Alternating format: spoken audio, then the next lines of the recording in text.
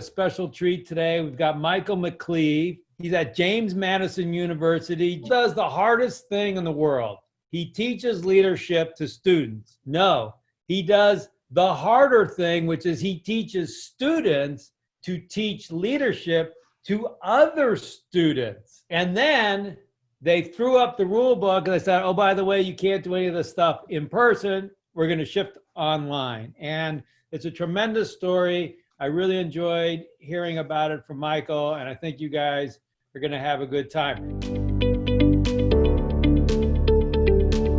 Hello, I'm really excited to be here. My own experience to share with you and the story I'm here to tell you is a little bit about the Student Leadership Center. And our job, our fundamental job, is to help James Madison University students become better leaders. And we do that through workshops, seminars, training sessions, conferences. We'll do customized sessions for specific student organizations as they ask. We go into the faculty, work with faculty in the classroom. They'll ask us to do a leadership module for part of their coursework and their curriculum. And it's really pretty exciting. We also do one-on-one coaching. I've been reading David's book since I first bought it, probably in about 2015. As soon as I picked it up and read it, it immediately resonated with me. And I was thinking, yes, this is how I lead. This is my style. This is me. But now I had a little more language, a little ability to talk to others. It was a framework for me that could make sense out of it. Because I really wanted our students to take control and take ownership for what we do. I really wanted them thinking, deciding, and acting like me.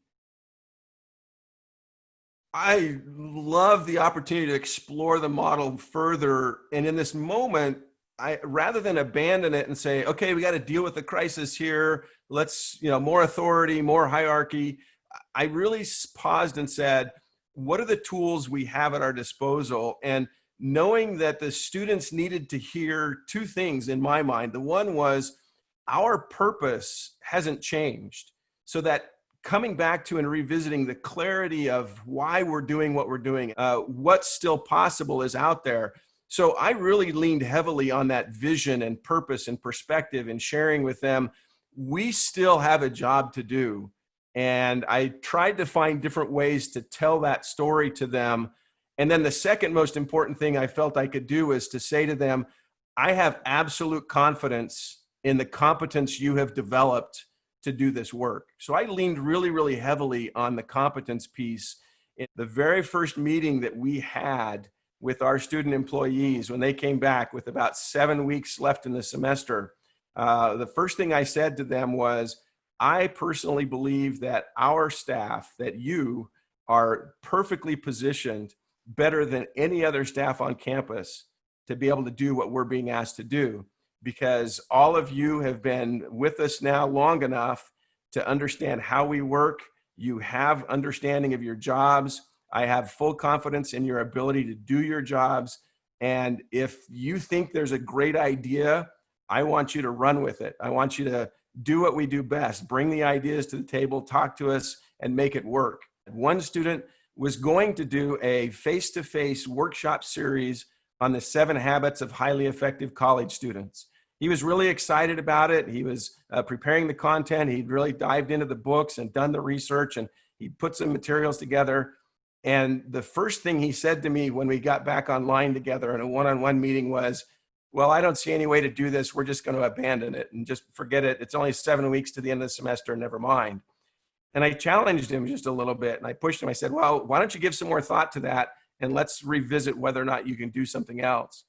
Well, he came back with an idea a week later that said, hey, you know what? I think I could do a vlog. I could do videos of me implementing the 7 habits in my own life, and we could post those to our social media channel. And so I turned him loose. I said, sounds great, go do it.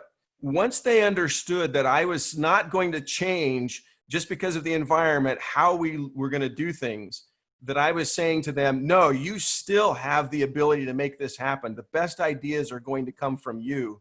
For me, the satisfaction is watching them say, all right, this is great. We're still able to do our job and to be creative and innovative and come up with great ideas.